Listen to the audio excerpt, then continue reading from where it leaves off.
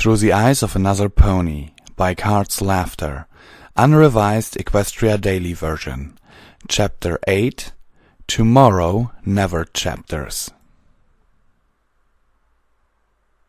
I stared at her as my heart continued to sink. Sorrow and horror alone had caused me to break into a cold sweat. I had seen it with my own eyes, and yet I still didn't want to believe it. Numbness had settled in all over. I took a step back as Nightmare Soul landed before me gently, smirking down at me arrogantly. Her pink eyes were now golden, draconian in shape, and staring right into mine, the corner of her mouth upturned in a sense of superiority. "I don't suppose you just want the day to last forever or something?" I asked with a nervous chuckle. "You're not that lucky," she said as she cantered forth, her flowing red mane lazily trailing behind her. "No, I've much greater, much grander plans in mind. Yes, plans that would make you cringe in terror."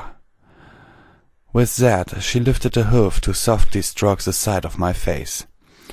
"And it's all thanks to you, my terrible human." I struck that hoof away from me, suddenly no longer in the mood for humor. "Bullshit!" "Did I not tell you, human?" she asked with a laugh, less insulted than amused by my reaction. "I certainly remember something along these lines." She sounded so calm, not nearly as feral and insane as the nightmare was when it had no host. Made sense, though. Nightmare Moon was quite coherent. I guess Nightmare Soul gets that perk too. The silver lining here was that I didn't have to listen to that enraged, disembodied shrieking. "My name is Firewall," I spat, snorting a bit of flame in anger. "No, it isn't. Do not lie to either of us. Though in reality I should ask you to continue fooling yourself. It got me where I am today," she pointed out, laughing all the more, holding up a hoof up in front of her muzzle to emphasize her mirth. "So go on then, Firewall." "What are you talking about? And how is it that you're working with the Zurflora?" I snarled, cutting a glare at her. I can't really believe that she ever wanted to hurt any pony. "She believes what she is told. She doesn't have to know that I brought you here. She only needs to know that you're the cancer that plagues Equestria." She gave a shrug as if to say she was helpless in that regard. "You, on the other hand, seem to do whatever it is you please, despite my warnings back at the ruins. I said that you coming here would bring it all crashing down, and it did. And you were there to make it all happen. If you had listened from the start, this wouldn't have happened." "You are still speaking as though I'm a monstrous demon, yet I'm the one that spared your life, and you're still the one actually causing all of this," I growled at her, already sick to death with this conversation. "Oh, I suppose I've been outsmarted again. Your logic is so strong and flawless. Oh, very well. Perhaps I should let you roam free as I show you what I'll do with your beloved ponies, now that I have control of their great leader. What do you think of that, brave Firewall?" she mocked, pouting her lips at me. "I think that has got to be the worst and most cliché villain mistake ever, and you're stupid for even considering it," I remarked, giving her a derogatory snort of laughter. "And you're a fool for having fallen into my trap and delivering Celestia to me. I like my joke better." She gave a wing shrug. "It's funnier." "You want to know what's even funnier than that?" I asked before trotting up to her, getting a hoofful of dirt on the sly. "Here, I'll sum it up for you. When this is all over, ponies and humans are going to read about the terrible things that I'll have done to you. It'll be biblical, I promise. You think you're the nightmare, but you'll be the one begging to wake up when I get a hold of you. I swear to you, Celestia will be free, and you're going to curse the name of whatever created you long before it's over. I'll make all your fanciful delusions and misanthropic humanity look like a bedtime story. Do you hear me? You're dead, nightmare." "In that case, I had best take care of you right now." She frowned, no longer amused by my threatening rant. I'll put that beautifully passionate thread on your grave as an epipass. I wouldn't want to waste such heartfelt poetry." "You'll have to catch me first," I murmured softly, before showing that I still don't play fair. "Remember that dirt I got a hooful of? I had been pumping as much heat into it as I could without being caught. As such, I chucked that hoofful of superheated dirt right into her pretty serpentine eyes before turning and sprinting off. Yes, I know, that's terrible of me, but I was in no shape to be taking on ponies of my caliber, much less possessed demigod ponies. So instead of a fight, she got a load of fiery sand to the face. "Stormwing, we are leaving!" I looked over to Storm, haphazardly stumbling back to a standing position. He'd seen better days, but he was no worse off than I was, at least. Using that bit of magic just to heat up that sand had taken more out of me than I had expected, even in this state. "But the princess," he stammered, shaking his head. "Arg! I will scour you from this world!" I heard the nightmare soul scream furiously behind me. "There is no place you can run!" I looked back to watch her fire off a few random spells in different directions. Judging by the damage they were causing, I don't think I would have lasted very long if I had tried to take her head on. I ran over to Storm and gently nudged him with a whisper. "Look, if you want to go try and save her right now with us the way we are, be my guest. Actually, no, that's stupid. I'll save you the time and tell you that she'll just kill you or worse. I need you to fetch me the sky carriage wherever it is. I'll take care of Silverheart. Now, go!" When he didn't immediately comply, I bucked at him, which forced him to dodge into the air. I really just wasn't in the mood for waiting and certainly wasn't in the mood for consolation. After another second, he got the idea and sped off, leaving me to run over to the incapacitated shiny silver pony. I looked over to see Soul rubbing at her eyes, still crying out in pain, and I knew I didn't have much time. I threw Silverheart over my shoulder and began to gallop as fast as I could. It didn't take much longer for her to wake up and start looking around lazily. I was bolting back into the Everfree Forest, since it was the only thing with any visual cover nearby. I don't think I would have made it to Appaloosa if I tried that route. It was only a few days away by hoof, so yeah, hop, skip, and a jump, right? "Did we win?" she asked with a bland expression on her face. "Yes," I said with a nod. "That's why we are running our sorry prods away as fast as we can." "So we didn't win," she replied with a wince. "Not much gets by you, darling," I confirmed with a snarl. "Also, if you hit me, I'm dumping you out here and leaving you to the nightmare." "Oh!" She shook her head as we finally slid into the sanctuary of the forest. "What happened?" "I'll tell you when I'm not angry. How about that?" I snapped, already feeling bad for having taken out some of my frustration on her. "Can you walk or fly?" "Let me see. Ow! No," she answered after an experimental movement. "Why?" "Because we might have to had split up," I groaned irritably. "Why?" she continued to pursue. A beam of energy that screamed like nails on a chalkboard emulated the tree right beside us. It wasn't a small tree, nor was it a small beam. In fact, the tree was one of the biggest I had seen in Equestria, and so was the beam for that matter. "Oh," she stated with a nod. "That's a pretty good reason." "I'd like to think so," I concurred with a sigh, crestfallen with the realization that Nightmare Soul knew where I was. I wasn't particularly fast, and Nightmare Soul could fly, had better magic, and was not burdened by a passenger. I was still going to give it my damnedest, I told myself. That in mind, I sprinted amongst the trees, dodging in and out of them as I moved, making myself an evasive target as I galloped and hoping that landing a hit would be more difficult that way. It was when I spotted an incredibly huge tree that had fallen down in front of us that I cursed aloud. I had to veer to the left, which led to a small gorge. Small or not, though, I wasn't going to make that jump with Silverheart on my back, and I had the feeling turning around was going to lead to my premature but no doubtly lovely funeral. I imagined there would be flowers, some crying ponies, some jack ponies singing "It's a Great Day to Be Alive" by Travis Tritt, and a heartfelt eulogy by some pastor that would struggle to define and describe me since he had never met me in person. At least the song would have been lovely. "Keep running," Silverheart commanded as she wrapped her hooves around my neck. "Jump as hard as you can." I didn't know what else to do, so I obeyed. Just before the jump, I felt a surge of lightness, and my jump propelled me incredibly far. For a moment I thought I was flying, and if I had any wings, I'm pretty sure I could have done just that. I almost became not unhappy. Suffer, you double negative grammar Nazis! As I realized that Silverheart had just given me a taste of Pegasus magic and that our chances of escaping were starting to look a little better. "Nice one," I exhaled upon landing on the other side of the gorge. "Got any more tricks?" "Such as what?" she asked as we both looked back over our shoulder to see Nightmare Soul in the sky scouring the trees for us.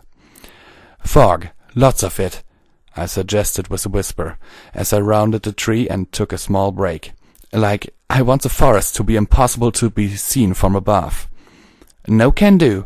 I have to be able to fly to create the vortex that condenses the water enough to make clouds, duh," she said with a shake of her head. I stared at her like she was mutating into a platypus or something. She had just given me a scientific rebuttal to my request for magic. It was like asking if one could solve a math problem, but was told no because their grammar was bad. Hell, magic was like the antithesis to science, right? Silverheart was spouting complete nonsense in my opinion. "But magic, ponies, you just science it! Arrgh!" I shook my head in frustration. "Magic, why you no work?" "That's common knowledge." She gave me a skeptical stare, mirroring my incredulous attitude. "Oh, it's common knowledge, is it? Just shut up. I'm going to pretend we didn't have a conversation about this," I replied with a sad laugh, my mind still reeling from the blow to my universal perception. Before she could reply, Nightmare Soul suddenly landed with an explosive crash just meters away from us. I'm pretty sure I nearly wet myself in shock. Don't even try to dodge me. "This chase is over, barbarian," she ceased, aiming her horn at us and glaring with both her eyes.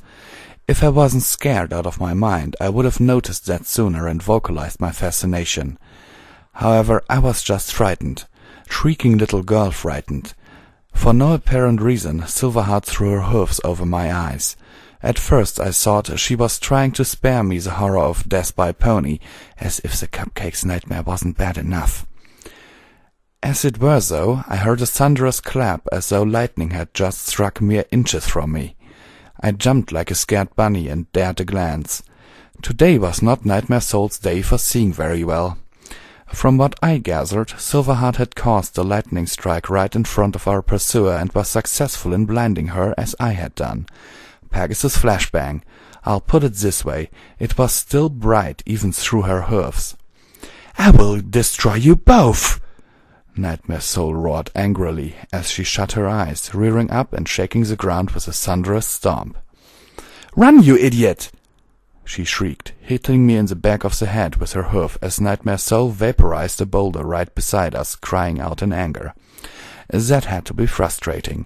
She was probably going to need glasses if this kept up much longer. Wouldn't that be silly? She could get tape to hold them together after they got broken. Needless to say, I didn't argue and took off as fast as I could. Everything from my back to my neck to my legs, and I'm pretty sure even my poor tail were all aching from exhaustion. I listened to the thunderous skies that Soul had summoned and thought of Stormwing. Just long was he going to take? "We have to hide. We're not going to outrun her," Silverheart pointed out, watching our backs as I tried to put distance between us and our attacker. "We just have to wait for Stormwing to find us," I answered, starting to pant heavily. I looked back and felt a modicum of relief as I did not spot Nightmare Soul in the sky or on our tails.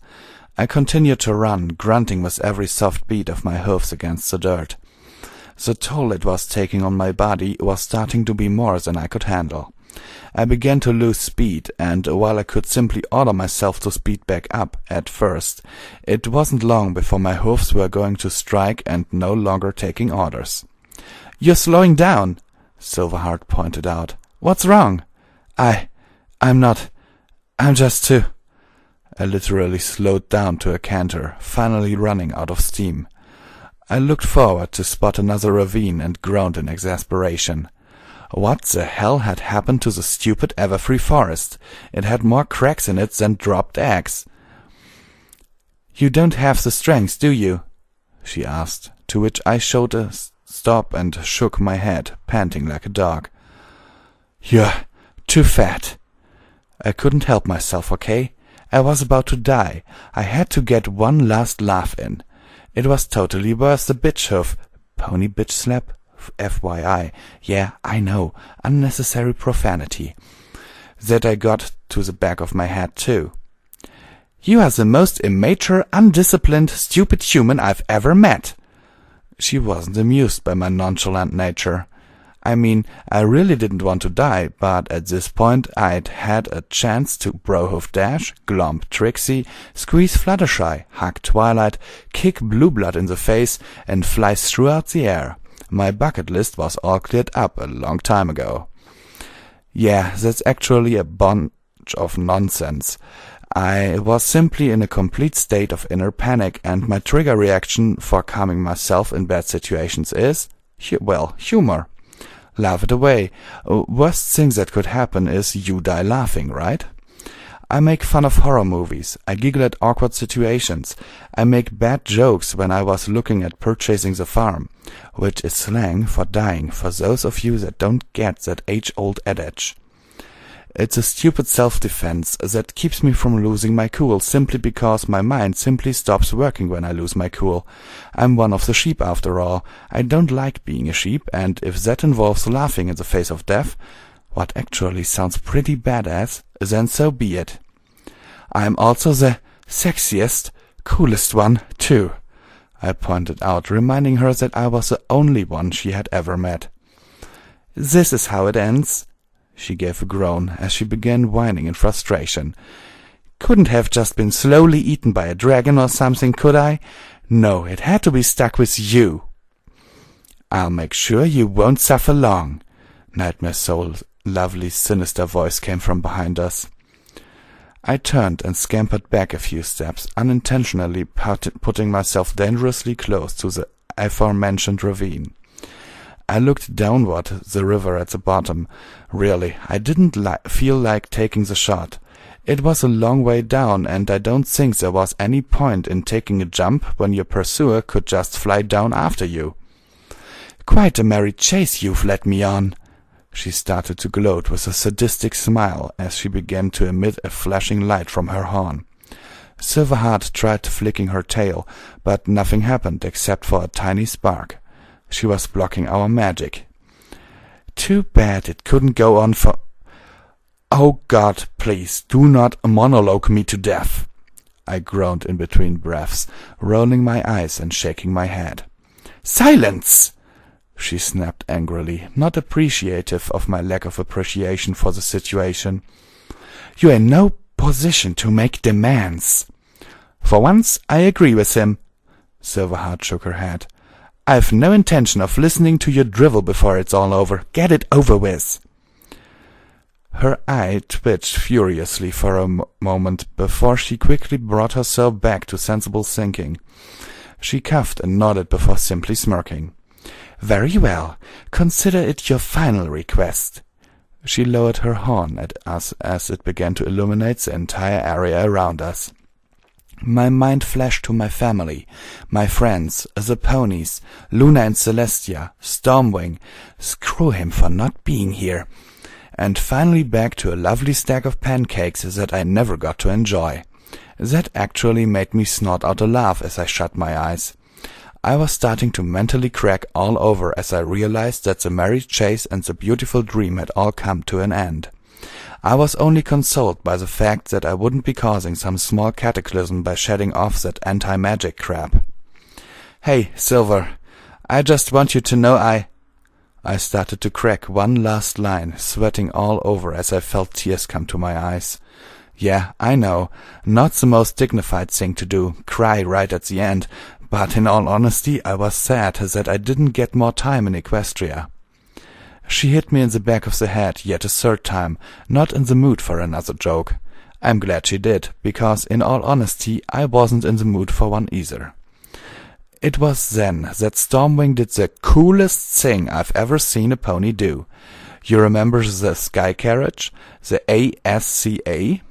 He saved the day with amazing amounts of awesome and justice and glory.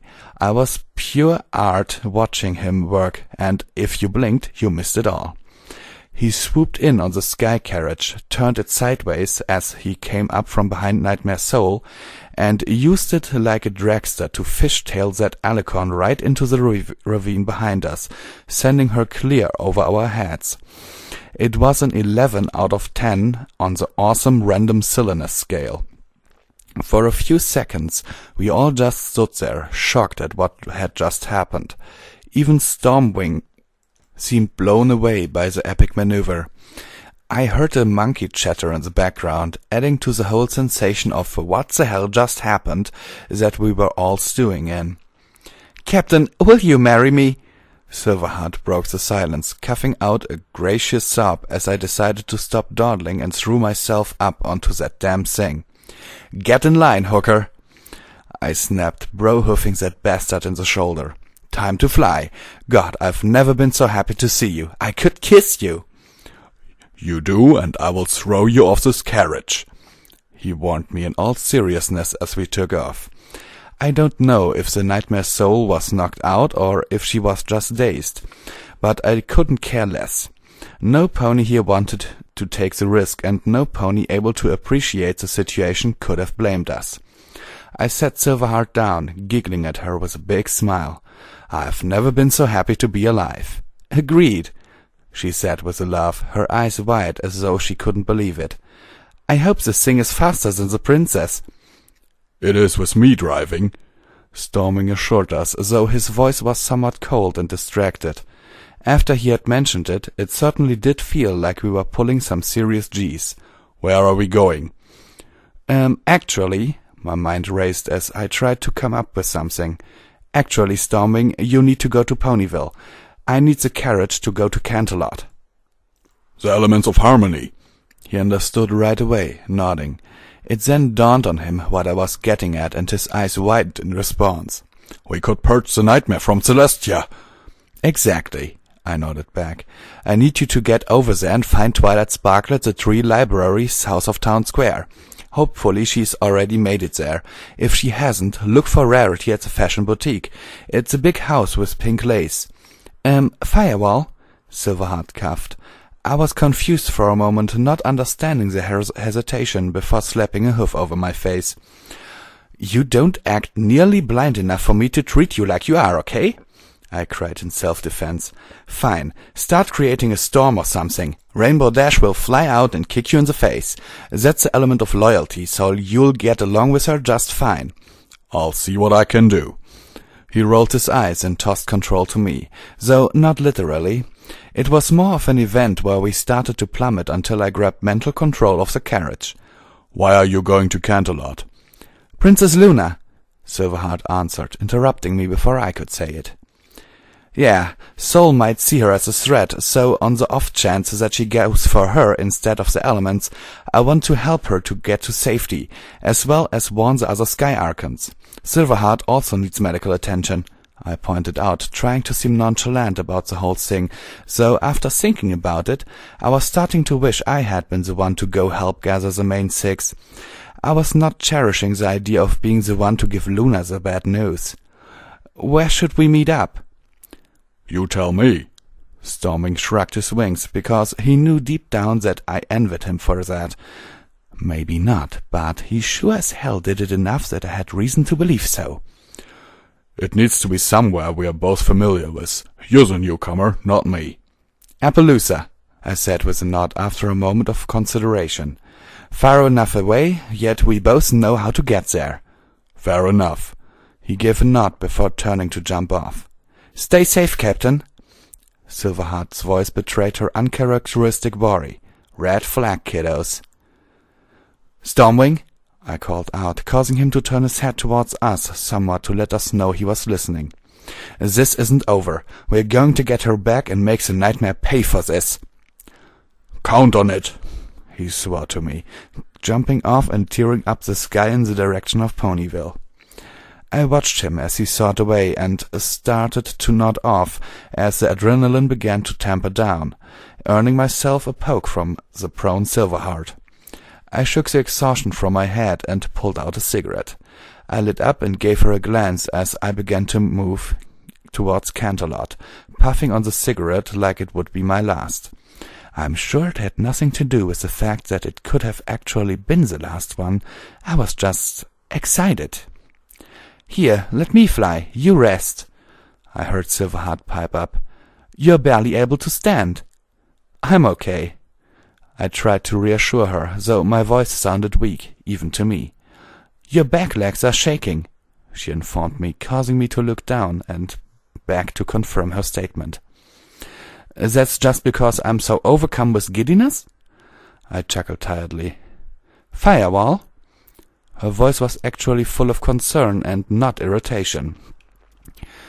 "Okay," I sighed as I released control, flopping down as I puffed the last of my smoke. She was much quicker at picking it up than I had been, likely due to being adept at Pegasus magic. I tossed my cigarette over and let my head down. "How long?" I murmured. 48 minutes, she said with a smile aimed my way. "Rest a bit. You've earned it." "No, I haven't," I said with a sad laugh as I drifted off to sleep almost immediately.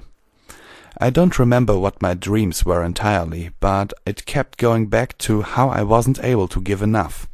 I couldn't catch Celestia, I couldn't outrun the Nightmare Soul, I couldn't push back the Ursa Major. It was as though I was playing my own personal fail montage dedicated to me, by me. Quite pathetic, I can assure you. I kept going back to the words of the nightmare, her talking about how it would have all come crashing down and I would be part of it all. I knew that I had not caused all of it, but it could not deny that things would have been going much more swimmingly without me. Would the nightmare have been able to pull off this trap? Which I'll admit, I think it was just full of nonsense and trying to make me think it knew what it was doing. If it did not have me as a motivational catalyst to spur Azoflora into action, then I remembered that it very well might have brought me here just to do that. Maybe I was just the ball that triggered the elaborate mousetrap, and it was proclaiming my presence as its herald simply because it used me to start the entire process. No doubt the worst part about dreaming, though, was where I was predicting how telling Luna about her sister would go. How I had just fallen short of what I needed to prevent it all from happening. In my nightmares she cried, and I wasn't able to help her this time because I had been the cause. In my contemplative sleep I didn't wake up from Silverheart's pokes and prods. Much to my displeasure, she gave up on pokes and prods and instead settled on something much worse, a damned taser hoof. I jerked and thrashed as I realized we had landed in Canterlot at the courtyard of the royal palace. I cried out before rolling away from her. "What's wrong with you?" "Behind you!" she cried, causing me to roll back over and spot a large dark pony rearing up to trample my sorry plot into the ground. I gave a shocked shriek. I was surprised, okay? Before blasting it with a huff of fire. It evaporated as though it were made of gaseous sand-like substance and dissipated almost instantly. "Oh, thanks, Celestia, I thought you'd never wake up in time." She breathed in relief, giggling a tad. "Nice scream. I think my little sister sounds more masculine." "I've got no problems leaving you here," I warned her, blushing brightly as I got to my feet, hoofs. "She's also very large, strong, and eats metal rivets for breakfast," she assured me, nodding enthusiastically. "The pinnacle of masculinity." "You must have been a fine example for her to aspire to," counter-sassed.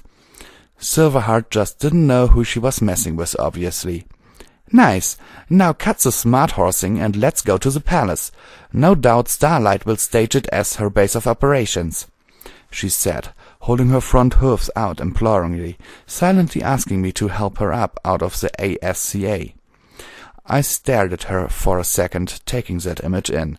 She looked absolutely adorable, to be honest. I resisted the urge to pinch her cheeks or something before giving her a grimacing smile, lifting her up and helping her onto my back. Her back legs looked pretty beat up, but I had a feel the way of handling such things wasn't the usual "pony is lame, gotta put her down" response. I made a quick mental note to get her to a doctor pony before I did anything else. Plus, I was looking for any excuse to delay speaking to Luna. Just thinking about it was taking the wind out of my sails, and they didn't have much to begin with. I couldn't guess a time due to the storming clouds above us, but it felt later in the afternoon and possibly nearing nighttime already. Thunder crashed all around us as we made our way back into the palace, and much to my disapproval, our welcome committee involved a Sky Archon tackling me. He had actually put himself in a precarious position, specifically behind me. I took advantage of that when I heard Silverheart cry out in pain from having been dropped roughly. See, I had pent up a rather large amount of frustration by this point, and hearing a friend cry out because some pony was being stupid and/or paranoid had given me all the reason I needed to let some of it out.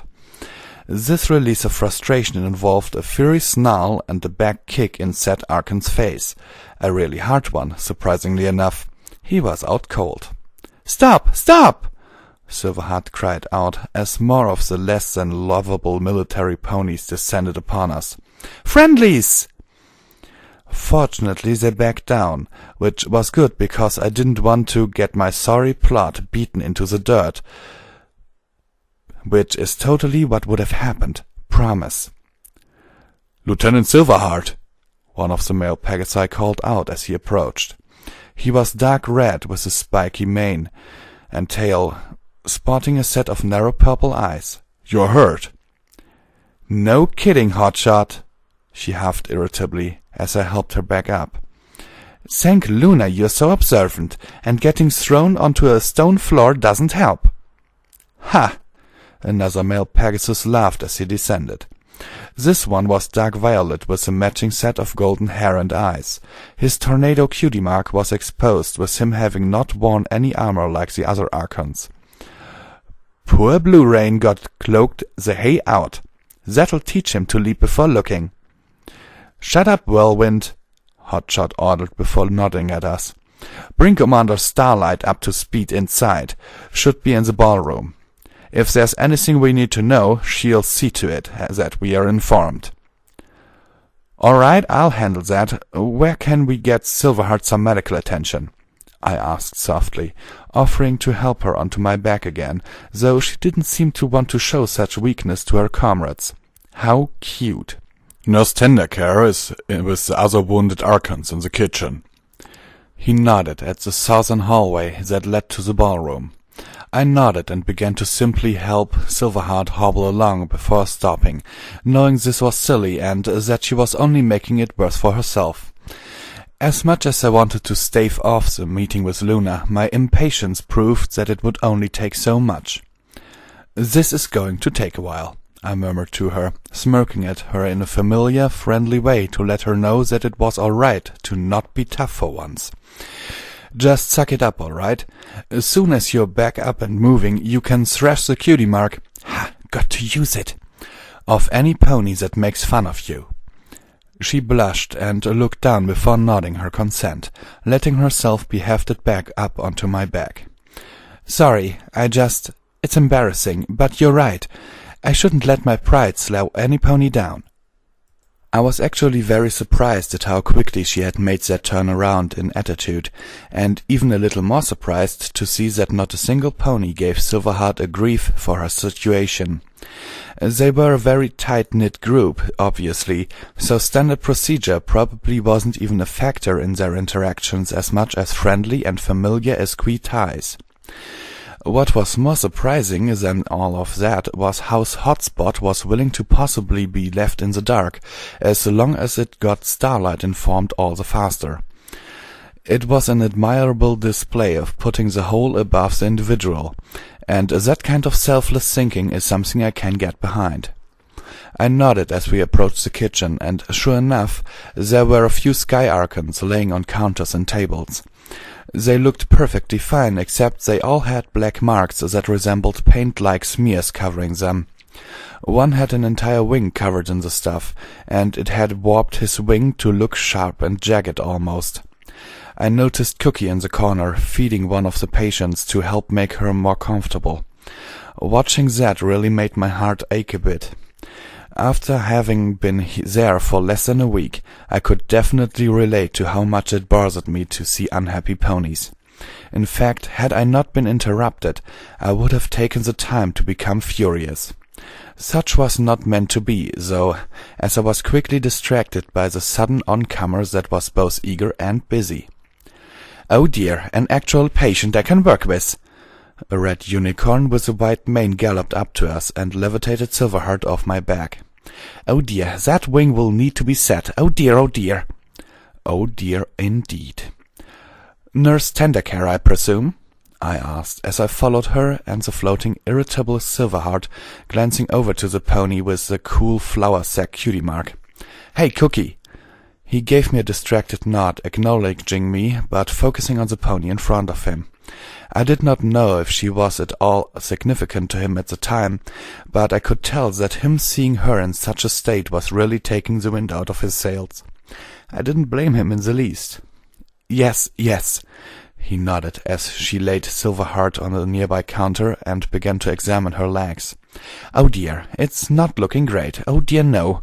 At least nothing is broken here. But, oh dear, I don't see you walking for a while, my dear. Oh dear, I hope that doesn't upset you." "She'll be okay at least, right?" I was insatiably curious to see how ponies perform medical procedures. Do they operate? Do they cast a spell? Do they combine such techniques, creating medical ice packs and thermometers? Perhaps just a magic pill? No, not that kind of magic pill, you delinquent. "Get out of here!" Silverheart groaned irritably, waving me off. "Starlight is waiting, genius." "Right." I gave a grimace as I remembered what I was here for, procrastinating nonetheless. Tendercare nodded before moving too. "Let us begin. Say ah."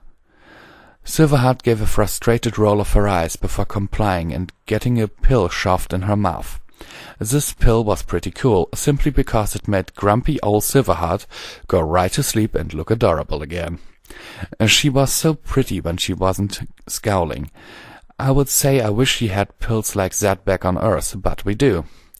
They're called Rohypnol, or, in a more technical setting, flunitrazepam. Derps, to you if you don't think of those right away. "Best of luck, Doc." I nodded to her as I turned to leave. I continued down the hall and yawned loudly, blinking several times to get rid of the watery haze I had just inflicted upon my eyes. As I entered the ballroom, I saw the pony that Stormwing had left in charge. Though she was definitely focusing on a map on top of a table that had been dragged in, she still caught sight of me as I neared. "Welcome, sir. Commander Starlight, I'm the ranking officer here." She gave me a salute, to which I chuckled and shook my head. "Not a soldier, Commander, just a friend," I explained with a smile. "Hotshot said I should give you a rundown of what happened, but it seems I'm the one that needs catching up." "Of course, sir." She must have not heard me when I said not a soldier, but whatever.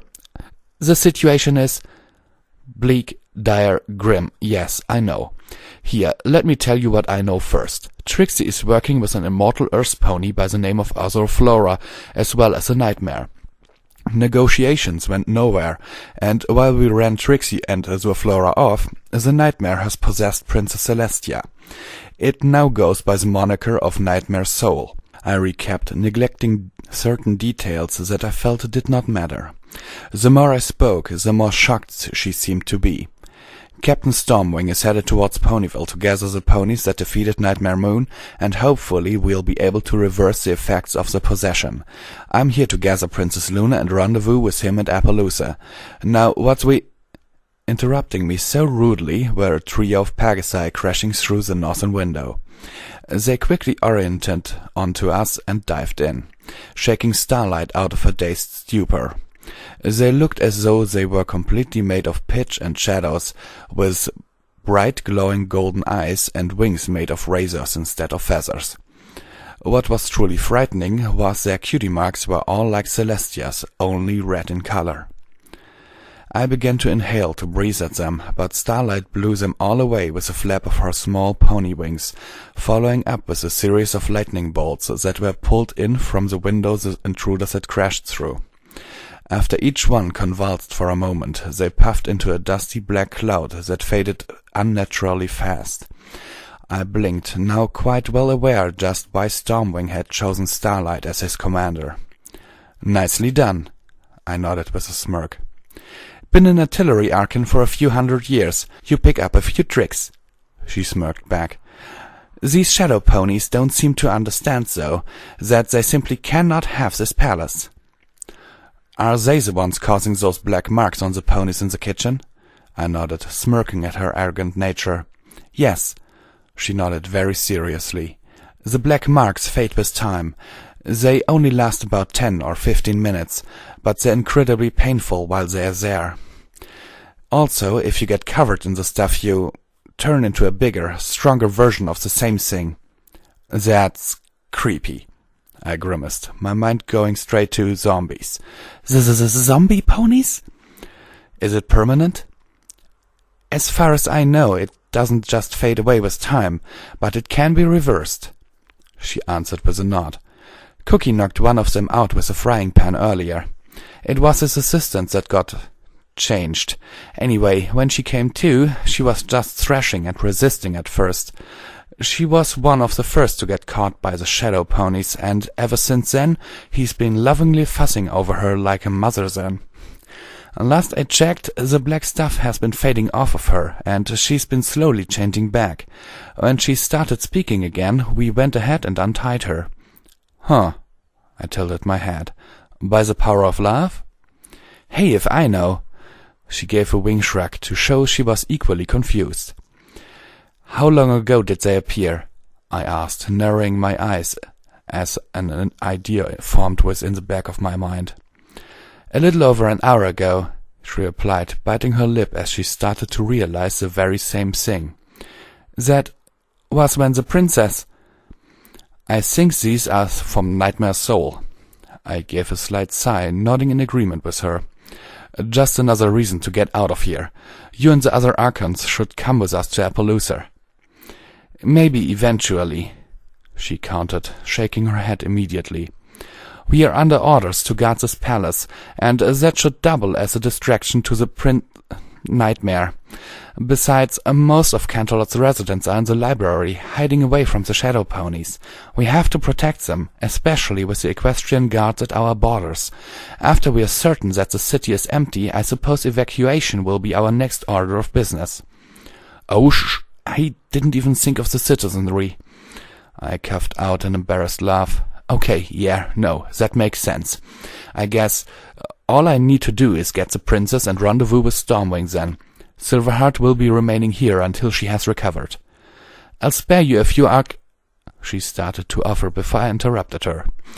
"I'm not trying to say they wouldn't be an amazing asset to have, but it looks like you have your own problems here," I pointed out, shaking my head to emphasize my declination. "The only thing that could possibly stop us is Nightmare Soul, and I don't think a few Sky Archons are going to be of any help there. You would better make use of them here than we would." She blinked before nodding with a smile. "Very well, sir. I'll trust your judgment." "Don't call me sir, please," I asked, smirking sheepishly. "Don't wear an officer's suit of armor." She shrugged her wings. "Ah, nostalgic jealousy," and winked. "Oh, right." I looked down at the armor, sighing wistfully. "As cool as it is, could you help me get it off? I've got a feeling I'm going to be doing a lot of running, and this only makes it hard. Not to mention I'm running on just an hour of sleep. And whilst she's doing that, you can tell me everything that has happened. I heard a distant voice call out softly. I turned to see Luna descending from the highest balcony, her wings fluttering a tad as she landed. I was happy to see her and all, but I certainly wasn't smiling in the slightest. Her expression was one of worry and fear, as though she could tell something terrible was amiss, and that all she was waiting for was a confirmation from me. "Start from when I went to sleep this morning, Firewall." At first, I was just going to summarize everything for her, but she stopped me and had me go into detail. Starlight was indeed gracious enough to help me out of the armor, as I recalled everything that had happened. I spoke to Trixie and her short-lived attack, but it wasn't until I told Luna about Azure Flora and the Manpulon that she began to show worry. When I told her of how she demanded I be sent home or dealt with in some other fashion, Luna scoffed, seemingly insulted by such a demand. Finally, I got to the Ursa Major, how the nightmare was magically controlling it, and eventually getting to how we had lost the battle when Princess Celestia became Nightmare Soul. Which is why Stormwing is in Ponyville, and I'm here to collect you. I was going to bring the Sky Archons, but they have to protect Canterlot and its citizens, especially with Nightmare Soul creating all these shadow ponies. I finished, my voice flat and lacking inflection. That numb sensation had set back in, and I could hear a soft ringing in my ears as I spoke, muffling all other sound. I was avoiding looking at her, feeling considerably at fault for being unable to give more in the fight. I was certain that Celestia wouldn't have been so weakened if I had just been able to push the monster back a bit further. I would never know for sure, of course, which gave me no real comfort. I simply had a feeling that I had fallen short of what was needed, and the consequences were dire. I was glad I had Starlight to focus on as she helped me out of my armor, but her task was not indefinite, and eventually I had no reasonable excuse to not look at the pony I was speaking to. So naturally, while the sensible thing to do would have been to look at her, I did not. I simply stared at the floor instead. "Firewall?" She knew something was up. Hell, I wasn't being very subtle by that point. "Yep?" I gave a small snicker, watching one of my hooves scrape at the floor. I think I might have some crossed wires upstairs, because all I was doing was finding the dark and terrible humor of the situation. Funny thing about dark and terrible humor? It's not funny when it's real. My laughter sounded hollow, I know, and Luna wasn't buying it. That didn't stop me from laughing, though. "Firewall!" She took a step closer, causing me to involuntarily take a step back. "Why won't you look at me?" "Well, you know, it's just funny is all." My voice cracked right there at the end. "You know, it's Equestria, a great place to be, right? I mean, every guy like me just has that dream, even just once in passing. What would it be like to actually go to Equestria? I bet it would be fun. No responsibility, no nagging family, no bills, no killing. Just good times, fun jokes, silly shenanigans, and all around utopia, right? Nothing serious ever goes on here." "Firewall!" She took another step forward, causing me to once again take another back from her. At least not when I'm here. I know it was stupid, all right. I know deep down that I wasn't directly responsible for everything going on. I know that the nightmare was purposefully causing all of these things to happen. I know that I should not be letting Nightmare Soul get to me. I know it, and all that knowledge meant nothing. I still played my part. Rather than take another step, Luna just jumped forward and caught me by my neck, wrapping her wings and hooves around me as I fell to my knees. "Stop it! Just takes a good with the bat, remember? And don't let the bat get to you." I don't know if this happens to everyone or not, but have you ever just been holding it all in and been doing a perfectly good job of it? Then someone who gives a damn happens to come along and ruin it all by doing something small? Like setting a hand on your shoulder, or patting you on the back, or just hugging you and telling you that everything is going to be okay? because despite your ability to hold it all in, that dam of emotion shatters because of you are just subconsciously realized that the someone that broke it is going to help you pick up the pieces while you let it all out? It's happened to me a few times, to be sure, and being able to see it coming only makes it twice as hard to experience. 23, just a few days from 24 years old, and I was doing nothing but burying my face into Luna's shoulder as tears poured out. I was silent except for the occasional sniffle. I had only cried like this once before in my life, and that was when my mother had to tell me that I can't help people that don't want to be helped.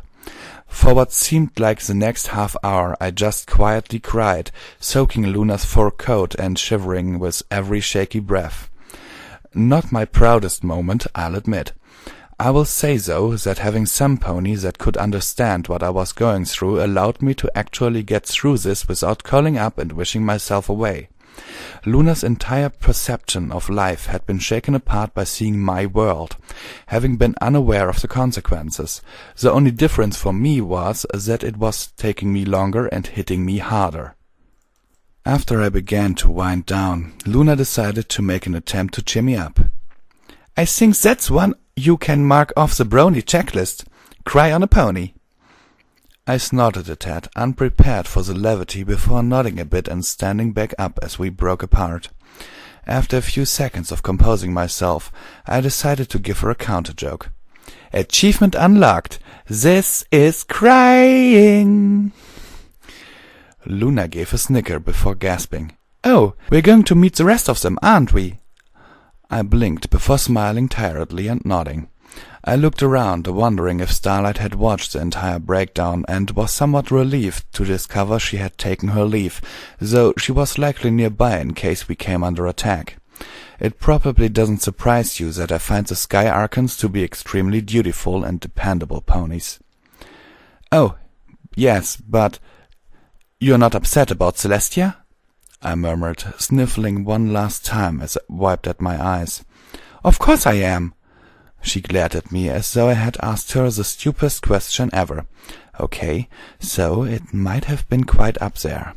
"But the last thing I need to do is to fall apart, especially since the one I keep around to fall apart on is falling apart on me. And being possessed by the nightmare doesn't mean she's lost. It just means we have to gather the elements of harmony and thrash the nightmare. It just feels really horrible," I mumbled pathetically. Luna gave a snort before hugging me one last time. "Good with the bad, remember?"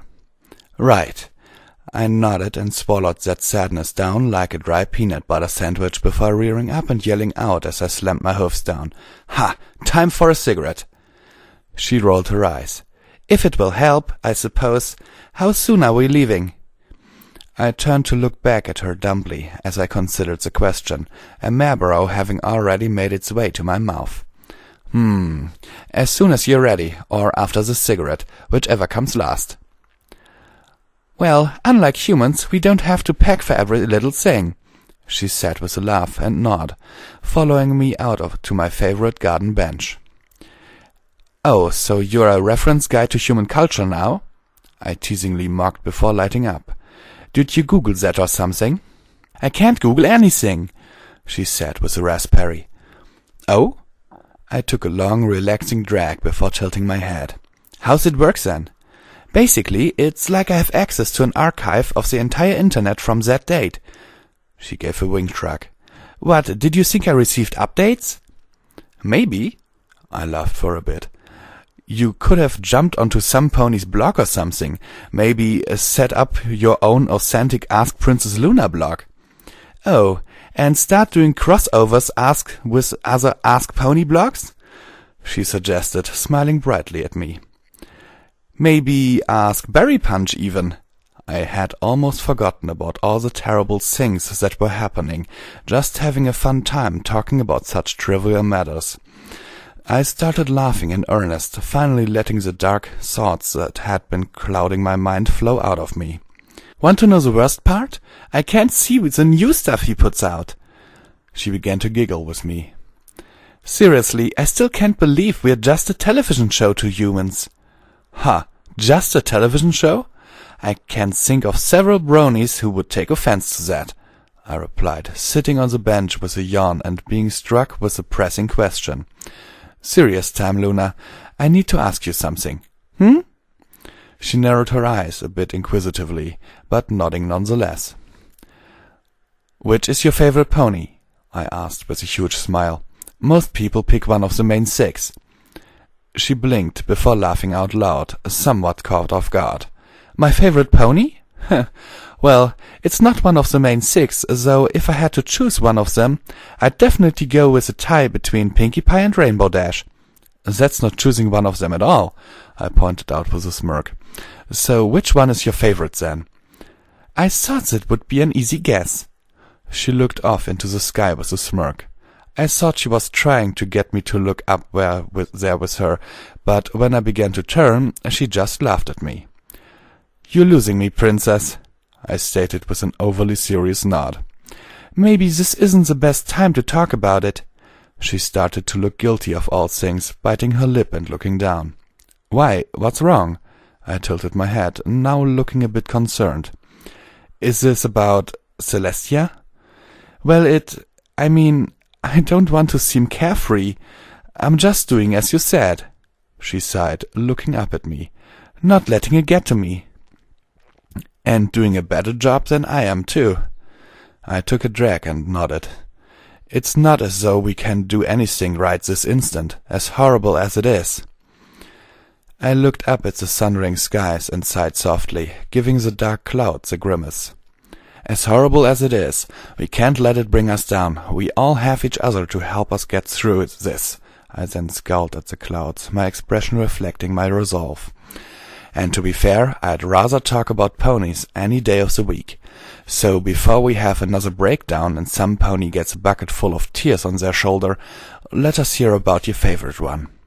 You're so clueless, she said with a nod before blushing a tad. That's when I suddenly got what she was getting at. Yeah, I'm dense. Deal with it. Oh! I blushed right back, coughing awkwardly as she stepped forward somewhat. It's not often that both stoic and laughter start beating down my mental door, blaring off warnings like a tornado siren mixed with a submarine alarm, but that's pretty much what was going on. Remember when I said I become one of the sheep when I panic? Yeah, that's why I did and said absolutely nothing as she stepped even closer. Since you must know, my favorite pony, she started to say, smiling as she neared, isn't even a And then Twilight appeared to save me from the most conflicting moment of my life. No, really, she teleported right beside the bench with a little echoing puff. Twilight! I shouted at the top of my lungs, looking absolutely thrilled to see her. Because I was. You okay?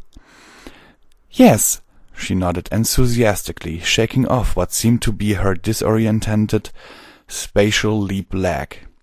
Not to be confused with jet lag. Come on, we have to leave right now, you two. Why the rush? I said, hopping up and not looking at Luna. Is something wrong? Starlight suddenly struck down beside us with a thunderclap. I was blinded, deafened, and pretty damn irritated. That was getting old really fast. We have company, every pony! She shouted as the entrance to the palace bursts open. Oh no! Twilight cried out as a few dozen shadow ponies poured forth, barreling straight for us. That's when Mr. Freeze, the pony, stepped out from behind them, his glowing blue eyes aimed directly at us from behind his helmet.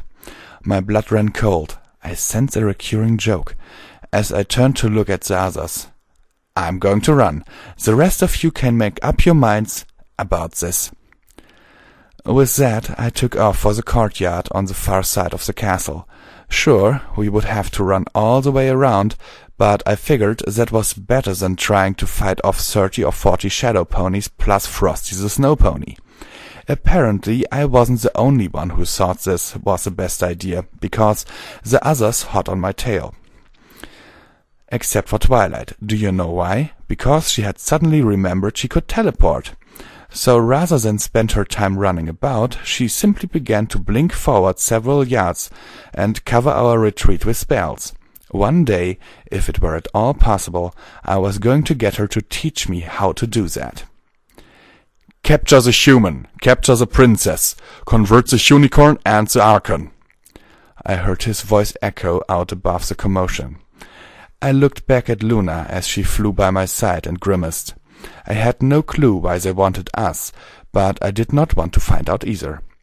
Starlight put a hoof to her mouth as she kept pace and whistled loudly, the shrill sound echoing over the chaos. I glanced back to see Freezy the pony closing in on us, just to be grounded mere seconds out of reach by a red and black pony. He had literally dive-bombed that sucker right into the ground, going at speeds that I had only seen pulled off by Rainbow Dash and Pinkie Pie. Suffice it to say that Chili the frosty green giant, despite Hotshot only being half his size, seemed out cold. Ha ha ha, I kill myself. I could relate, having been soundly trounced by Stormwing. Sky Archons just have this tendency to not give a damn just how big you are as they're beating the hell out of you. Gotcha, you giant freak! Hotshot shouted, before stomping on the back of his head and leaping off into the air before the surrounding shadow ponies could take hold of him. Nice one! Starlight called out, smiling at her team partner. I know, I never mentioned that, but that didn't come up until much later. I laughed the Sky Archons for being so cool. Had I not turned to look ahead and spot a second crowd of shadow ponies headed my way, I would have cheered as enthusiastically as a trailer park on day one of NASCAR. Predictably enough, cheering was the last thing on my mind. We are very popular today, Luna said with a groan as we all came to a halt. I really wish you could fly. Me too, I agreed, before raising a wall of fire between us and our interceptors. Now what? I looked back to watch Starlight begin to crackle with energy as she covered our backs, unleashing a barrage of lightning from her wings and forcing the pursuers away, lest they be destroyed by her furious display of power. After several seconds of this, both us and our attackers were at a standoff. The shadow ponies couldn't approach without being destroyed, and we had nowhere to run without leaving me. Damn, I am like the Buzz Kilton of action scenes, am I not? The question still stands, I called out, turning to fry a shadow pony that was able to survive a leap over the fire. That was when Flora's frosty bodyguard got back up, shaking his head a bit before growling and approaching us, slowly at first. The shadow ponies scrambled to make way for him as he picked up speed, and those unfortunate enough to not react quickly were crushed and dissipated by his determined charge. "There is no way!" Hotshot cried out as he landed beside Starlight.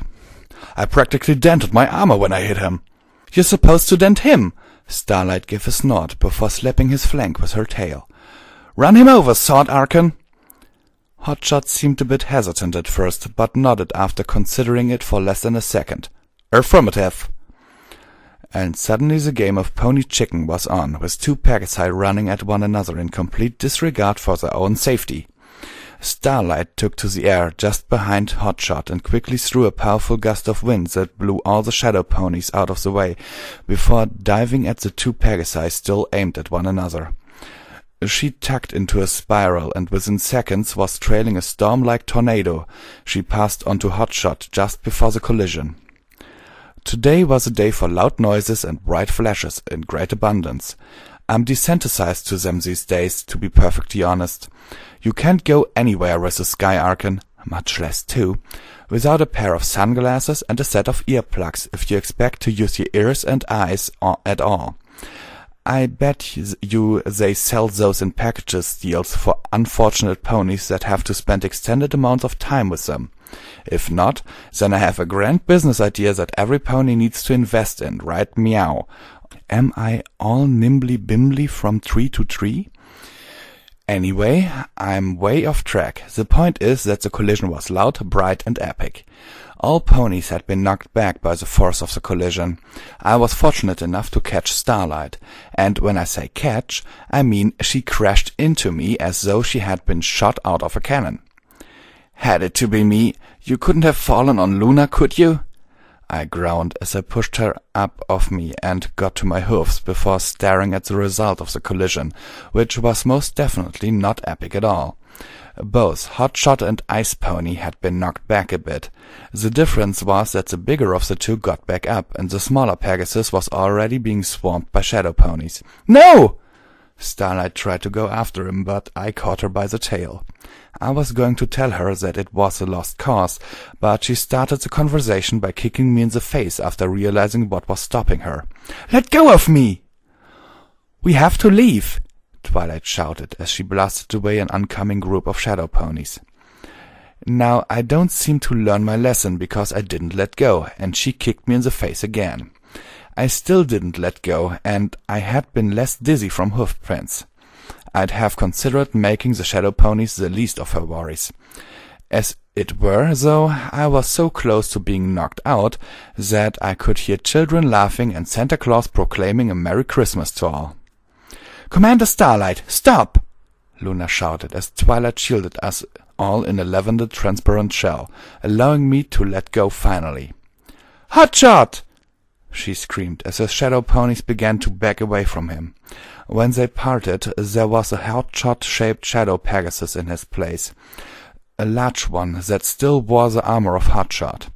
Every pony watched as the shadow Pegasus stood upright before staring down at its hoofs.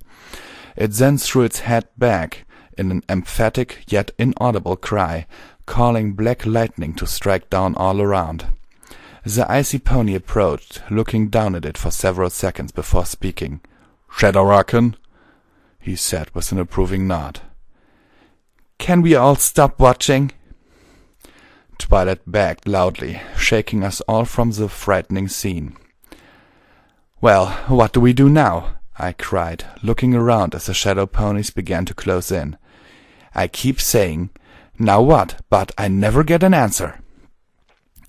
"Now we get creative," Twilight said with a nod, lowering her horn and creating a magical, shimmering violet bridge over the shadow ponies. Luckily, these seemed to be of the Earth Pony variety, so our only concern rested with Icehoof and his newly minted Shadow Archon. "Move, Firewall!" Luna and Starlight took flight as I jumped onto the rampaging bridge and ran for dear life. I was charging over it as fast as I could, wishing I had been in better shape for all this running. Fortunately, not wearing all the armor did help tremendously, and it was also a forward-moving bridge, like one of those flat escalators that roll you forward.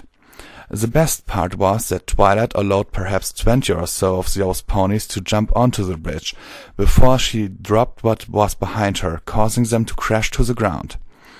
Even through all the fear and excitement coursing through me, that was very amusing to watch. I continued to look over my shoulder and spotted both the Shadow Archon and Freezy McFrost pony take flight. They didn't get far, however, thanks to Starlight slowly flying backwards and flapping a torrent of wind their way. Maybe they could have flown through it if they were more prepared, but no pony expects, the Spanish Inquisitor pony, a hurricane gust out of a small Pegasus. "Starlight!" Luna cried out as she whisked past me and Twilight. "Come on!" Starlight ignored her as she continued to cover our retreat. I stopped to turn and yell, but Twilight was quick to jab my plot with her horn.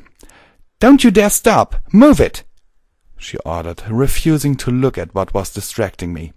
I guess this is why they always say to not look back. It's definitely distracting. The shadow ponies jumped at us in futility. They weren't even close to closing half the distance, but you had to hand it to the persistent little bastards. They knew what they wanted. They were so focused on getting at me that they didn't even spot Twilight, who had teleported ahead of every pony and began focusing, causing her horn to glow brightly. This, in turn, caused the bridge to fade away, causing me to wonder just what the hell she was thinking as I plummeted. If I had been paying attention and looking forward instead of down, behind me and everywhere else except forward, I would have noticed my salvation long before it got me. As it were, though, I was entirely caught off guard by Luna the Super Pony. I'm not sure why she doesn't wear a red cape to show how heroic she is, but that was all she was lacking when she whipped around the corner of the castle with the ASCA and caught me mid-fall. "Starlight!" Twilight cried out, her eyes shut as her horn began to flash like a beacon. "Move!" Starlight looked back, her eyes widening as she suddenly bolted out of the way. As soon as she was clear, Twilight unleashed a wave of multi-hued light that washed over the shadow ponies, dissipating them as it moved. As luck would have it, both Frosty and the Shadow Archon, formerly known as Hotshot, flew out of its path. I did note that they did not chase us at least, having given up for the moment. I flopped down and rubbed my eyes, wondering if this was when I would finally get a chance to rest. "I'll never look at ponies the same again," I said with a tired sigh as Starlight landed on the carriage with us. "What about the other Sky Archons?" "They're evacuating the citizens," Starlight said with a nod, turning to watch the opposition fly away. "They'll be all right, Hotshot." "We'll get him back, Starlight," Luna said, setting a hoof on Starlight's shoulder. Twilight teleported onto the carriage, panting heavily. "That was very, very scary. I thought running away from a Hydra was scary." "Would that it were just a Hydra." Starlight let down and shut her eyes. Twilight grimaced a tad, looking to us for support. Mostly to Luna, though. I was busy fading in and out of some much-needed rest. "Wake me up when it's my turn to drive," I told every pony with a loud yawn, only to be spooked by a thunderous crash of the dark clouds above us. Damn it! "Here." Luna took us up through the clouds as Starlight flapped her wings, pushing a hole in them. A few moments later, and we were beyond the tumultuous racket. The night sky was beautiful from up here. I'd seen it a few times while flying coach, but in the sky carriage it just seemed so much more real. "Not a bad job with the night sky, Luna," I said with a tired yet mystified smile. Good night." I heard Luna snort a bit before feeling a hoof stroke my mane a tad. I'm sure I purred or something because I heard them all laugh at me. With a yawn, I finally began to submit to sweet, sweet slumber before taking one last glance at the lovely scenery around me. I spotted a rainbow out there, prancing through the sky, and snickered tiredly as I shut my eyes. Then I realized what I had just seen. "What?" I jumped up and dropped my jaw as I stared in complete shock. "I've never seen that before," Twilight commented, following my stare. "How long has it been there?" "That's a recent addition," Luna informed us all proudly. "Just last night, actually." "Luna, is that what I think it is?" I asked, too blown away to think about sleeping for the moment. "I do know, Firewall," she replied, stifling the urge to snicker. "What do you think it is?" "It looks like a pastry with a cat head leaving a rainbow trail," Starlight observed, arching an eyebrow. "That was intentional?" "Jesus H. Christ, you put Nyan Cat up there?" I cried before bursting out into a fit of laughter. "What's wrong with you?" "You don't like it?" She seemed genuinely upset by my reaction. Fortunately, she realized my mirth was not of mockery, but was appreciation, which caused her to smile happily. For the next several seconds I was laughing until it hurt all over. I liked this kind of hurt, though, even if I was the only one experiencing it. Luckily, I have an infectious laugh that soon had both Luna and Twilight giggling, and even had Starlight chuckling softly before too long, shaking her head at me. After I wound down, I dropped back to the floor of the carriage and sighed. "Thanks, Luna."